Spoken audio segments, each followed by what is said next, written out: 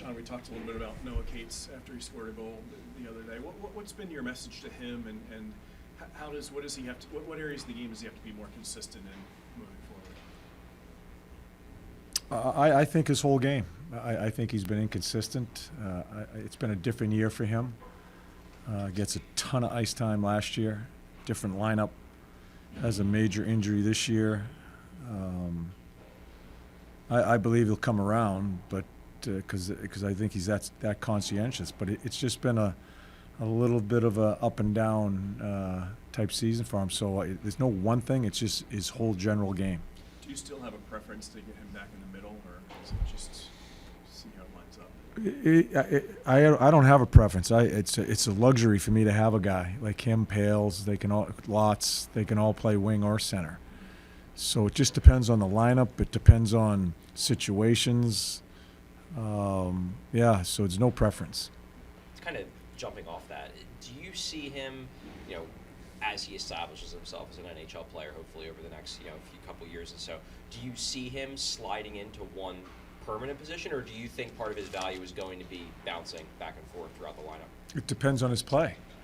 I'm still waiting to see if he could be consistent offensively. I haven't given up on that on him. I can't answer the question because I don't know what our lineup's going to be. I don't know where he is going to be. He's still just a young man trying to grow. I think we get ahead with him because of how much responsibility he had last year. So we're going to play him and see where it goes. With Paling, how long did it take you to develop a level of trust in him where you could play him anywhere in the lineup, any of the 3 forward spots? He's a big guy on the penalty kill for you guys. Well, we did our homework on him. I talked to a number of people that have coached him before. We knew that he was a smart player. We knew he could kill penalties. The biggest thing for me is he could skate. So that opens up more doors for him in today's game. So, as camp went on and as I watched him play, I trusted him right away because I think he can think the game. End of the game, against Florida, I played him on wing. I played him at center in some crucial spots, and he handles it. The biggest thing I was worried about is he just seemed to be hurt a lot. And knock on wood, I don't want to jinx him. He's handled himself really well, and that was a concern that he just missed a lot of time. But we had faith in him right away once we got to know him through camp and exhibition. Does he seem like a more confident player? Because he's got a contract with term, which I don't know if he's had since his entry-level deal. The fact that you're playing him a lot, the organization signed him with a 2-year contract, so there's a trust level there. Has he kind of taken that as, all right, they like me, I can be myself more and be with a little more confidence? I haven't seen a change in him. I just think he goes out and plays. I've tried to. There were times when I felt he deserved more ice time and moved him up. He still hasn't showed me that he's going to be up there all the time in the top 6. I think you can put him up there because of his speed. He's got tremendous speed. He's still young. For us, we sign him. First of all, he deserved to be signed. He bet on himself. He's got another contract. Kind of bet on himself again, signing a 2-year deal. And it's the time frame as far as how we're building the team too. So it's a really good fit for us. John, you mentioned, this was back in December, you mentioned that you don't really know about a team until the end of January. The other teams start playing playoff style hockey. Everybody's starting to get clicked in. Over those final 2 periods in Florida, did you see your team kind of reach that level that you were talking about back in December? Well, it's the way we've played most of the year. Even when we were losing the 5 games in a row there at the end, the 5 losses, but it wasn't, other than a couple of games, it wasn't as bad as you would think. It's still losses without getting any points in them.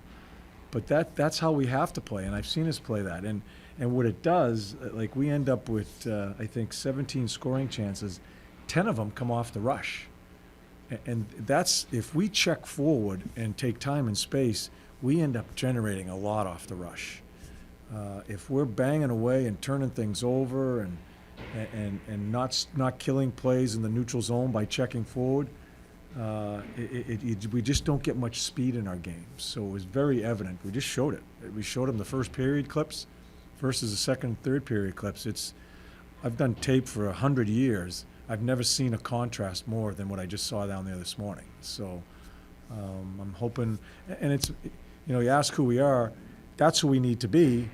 Can we do it consistently? That's every team's battle, is find out who you are. I think we have an idea who we are. Can you do it consistently? But I guess speaking to that, you talk mostly about the play with the puck, about the rush offense. Yeah. One stat that jumped out at me about the third period was Florida took 25 shot attempts. Yeah. Only 3 of them ended up on goal. Yeah.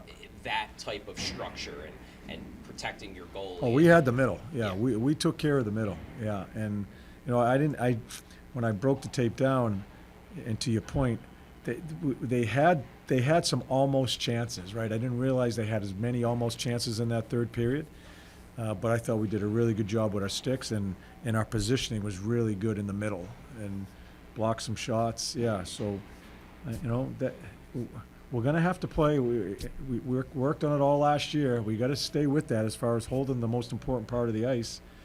But I just want us to take a chance with our checking. I don't want us backing off. We just watched them play in the first period, and much better in the second, third as far as checking forward. The NHL just released an audit on hits, and they gave Garnett Hathaway 40-something more hits this season than previously. A what? An audit.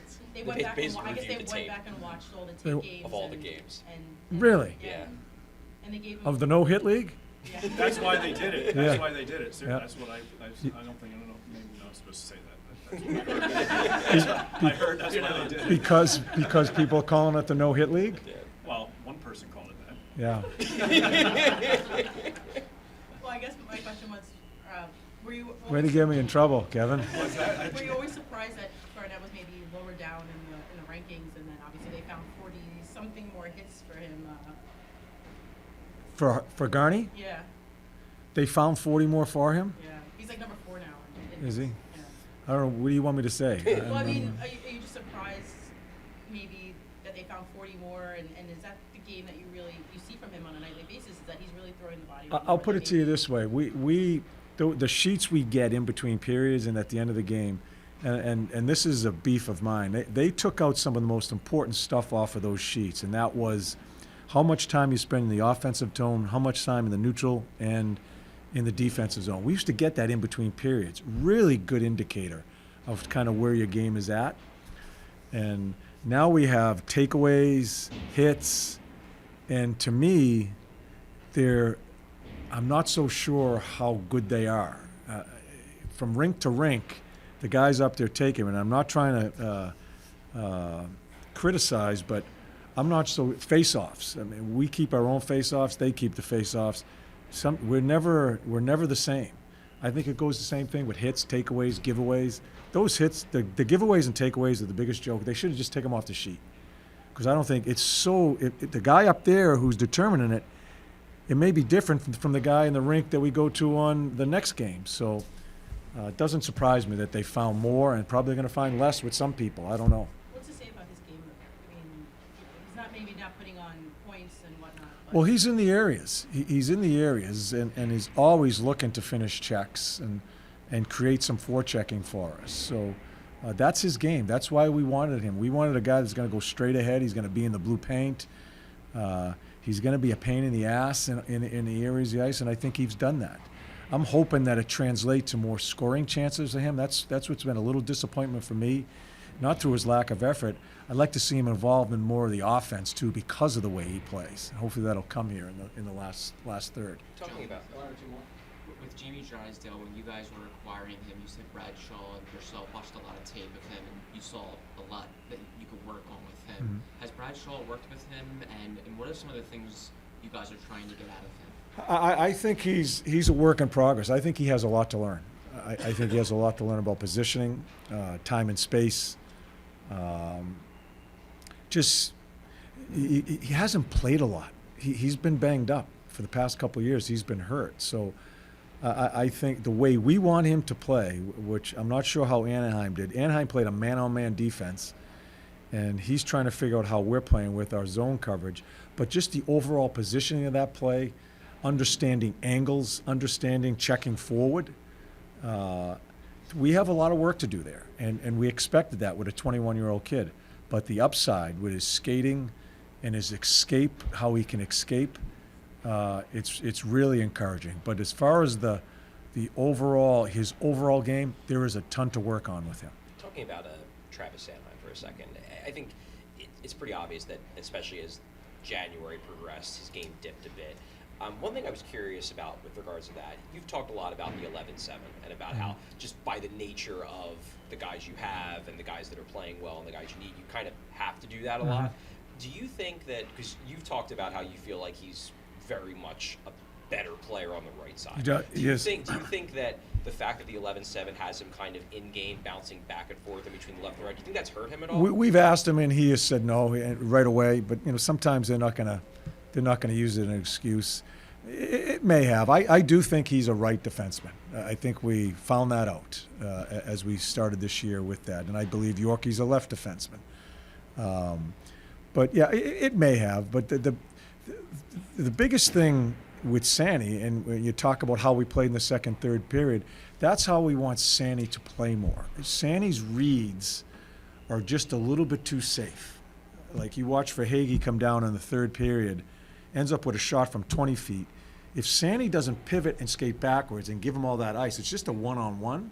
He gives him all that ice. It ends up being a really good scoring chance where that could have been stopped up at the 40-foot mark if Sanny skated forward.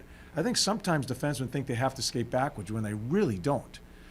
We just want to see Sandy close people out because his legs can get him there quicker than a lot of people.